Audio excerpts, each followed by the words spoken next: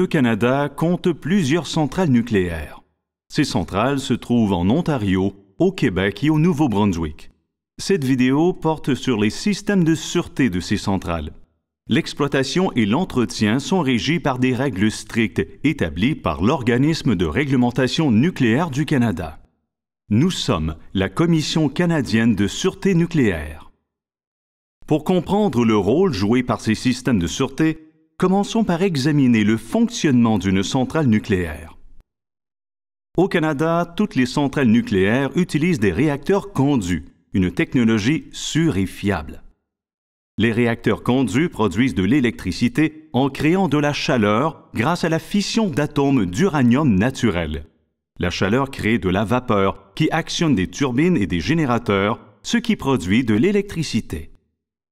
Après utilisation, l'uranium ou combustible nucléaire est retiré du réacteur et entreposé en toute sûreté dans une piscine pendant 6 à 10 ans. L'eau de la piscine continue de refroidir le combustible et agit comme bouclier contre le rayonnement. Au Canada, les piscines de combustible sont résistantes au séisme. Elles reposent dans le sol, dans des bâtiments séparés sur les sites des centrales. Les centrales nucléaires disposent de plusieurs systèmes de sûreté pour assurer 3 fonctions fondamentales: le contrôle du réacteur, le refroidissement du combustible et le confinement du rayonnement. Afin que les centrales atteignent ou dépassent les normes de sûreté, ces systèmes sont entretenus et inspectés régulièrement et améliorés au besoin. Examinons brièvement les principaux systèmes de sûreté de ces 3 fonctions.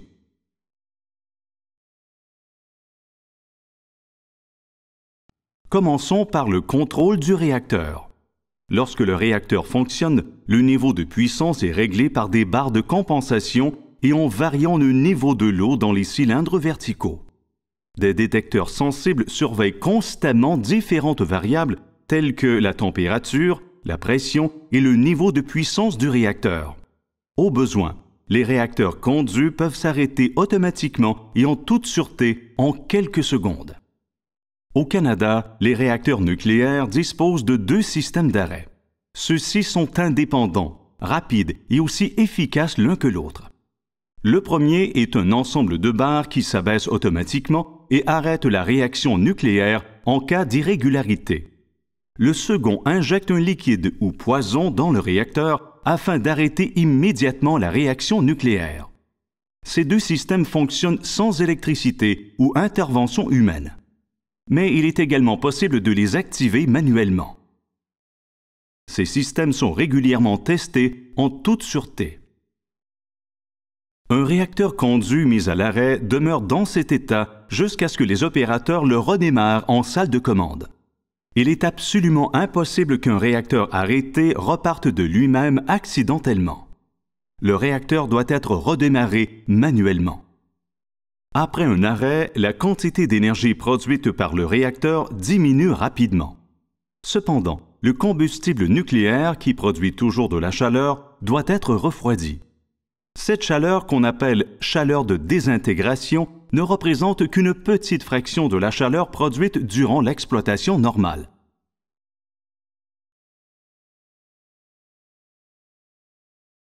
Passons maintenant à la deuxième fonction, le refroidissement du combustible.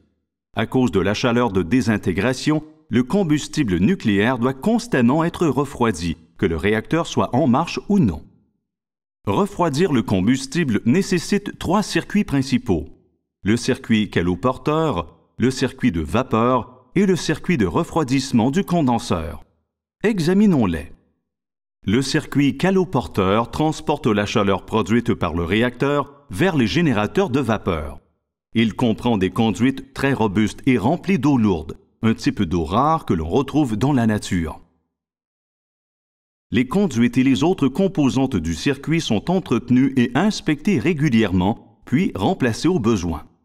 Au cours des inspections, on mesure entre autres l'usure des conduites et on repère les fissures ou les changements microscopiques bien avant qu'ils ne deviennent un problème.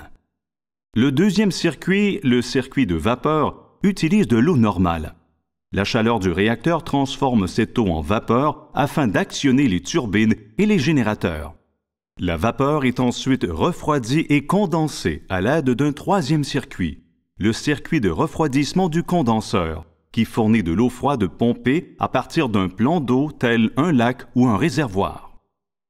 Comme les autres composants, les circuits de vapeur et de refroidissement du condenseur sont inspectés régulièrement. Un système de refroidissement simplifié est utilisé lorsque le réacteur est arrêté pour une longue période, par exemple lors d'un arrêt prévu. Ce système, qui requiert très peu d'électricité, est relié directement au circuit caloporteur. Dans le cas peu probable d'une fuite d'eau lourde, causée par exemple par la rupture d'un tuyau, des systèmes d'injection d'urgence permettraient le maintien de la circulation de l'eau dans le combustible pour le refroidir. Ces systèmes d'injection d'urgence seraient activés par des réservoirs d'azote sous pression, par des pompes ou par gravité. Toutes les centrales en comptent 2 ou 3. Un bassin collecteur situé au sous-sol du bâtiment réacteur récupérerait l'eau et la renverrait dans le réacteur jusqu'à ce que les réparations soient faites. Tous les systèmes de refroidissement ont besoin d'électricité pour fonctionner normalement. Au Canada, les centrales nucléaires sont dotées de plusieurs sources d'électricité d'appoint au cas où une interruption de l'approvisionnement du réseau surviendrait. Cette électricité d'appoint comprend celle produite par la centrale. De plus, les centrales disposent d'au moins 2 ou 3 générateurs de secours ou d'urgence, ainsi que de batteries d'urgence. Pour en savoir plus, visionnez notre vidéo dans laquelle on décrit ce qui arriverait dans l'éventualité très improbable d'une panne d'électricité généralisée dans une centrale. Vous trouverez cette vidéo sur YouTube.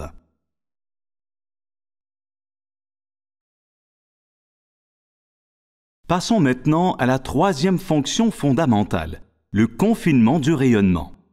Les réacteurs nucléaires sont dotés de plusieurs barrières qui permettent le confinement sûr du rayonnement.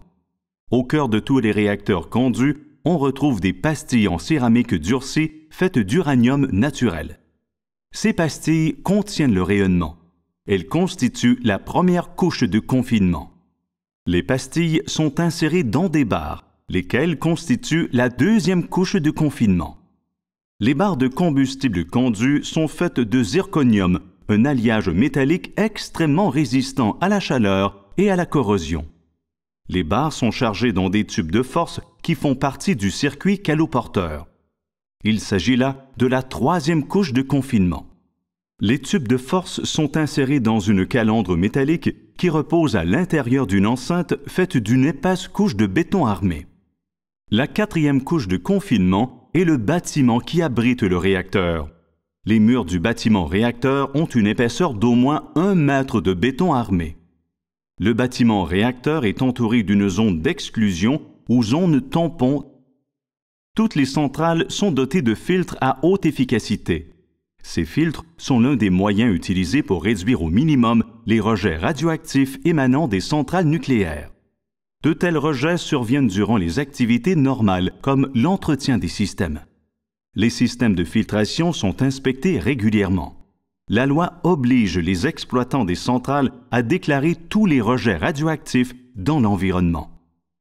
Dans le cas peu probable d'un accident, des systèmes de sûreté spéciaux sont en place pour que le confinement résiste à la pression interne provoquée par la chaleur rejetée à l'intérieur du bâtiment réacteur.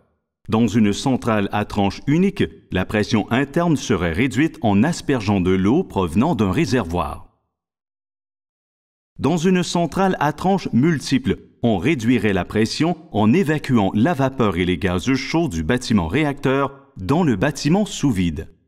Le bâtiment sous vide est une structure conçue spécifiquement pour abaisser rapidement et en toute sûreté la pression dans le bâtiment réacteur. Ce bâtiment est lui aussi équipé d'un système d'aspersion servant à contrôler la pression. Les systèmes à vide et d'aspersion qui ne nécessitent pas d'électricité sont testés périodiquement par des inspecteurs de la Commission canadienne de sûreté nucléaire. Attardons-nous maintenant à la Commission canadienne de sûreté nucléaire. Notre travail consiste à établir des règles strictes pour toutes les activités nucléaires et à nous assurer que ces règles sont respectées de façon à protéger les personnes et l'environnement. Ces règles comprennent des exigences rigoureuses liées à la conception, à l'inspection, à la mise à l'épreuve et à l'entretien de tous les systèmes de sûreté importants des centrales nucléaires. La sûreté nucléaire est au cœur de nos activités. Nous comptons sur une équipe de professionnels, dont des inspecteurs qui se trouvent en permanence dans chaque centrale nucléaire au Canada. Ces inspecteurs, qui sont nos yeux et nos oreilles dans les centrales, inspectent les installations nucléaires tout au long de leur durée de vie pour vérifier que l'équipement continue de fonctionner conformément à sa conception. Si un exploitant ne suit pas les règles, nous intervenons immédiatement. Notre travail consiste également à veiller à ce que l'information sur l'exploitation des installations soit rendue publique. Par exemple, nous publions chaque année un rapport détaillé sur le rendement des centrales nucléaires en matière de sûreté. Par ailleurs, nous collaborons étroitement avec nos homologues des autres pays et avec l'Agence internationale de l'énergie atomique, un organisme des Nations unies. Nous visons l'amélioration continue et imposons les meilleures normes de sûreté pour les installations canadiennes. Près de la moitié de notre personnel technique possède un doctorat ou une maîtrise dans un domaine tel que le génie, la chimie, la physique, ainsi que les sciences de l'environnement et de la santé. Notre personnel est disponible jour et nuit pour fournir un soutien et des renseignements clairs dans le cas peu probable d'une urgence nucléaire. Son travail et son dévouement font partie des raisons pour lesquelles les centrales nucléaires du Canada comptent parmi les plus sûres au monde.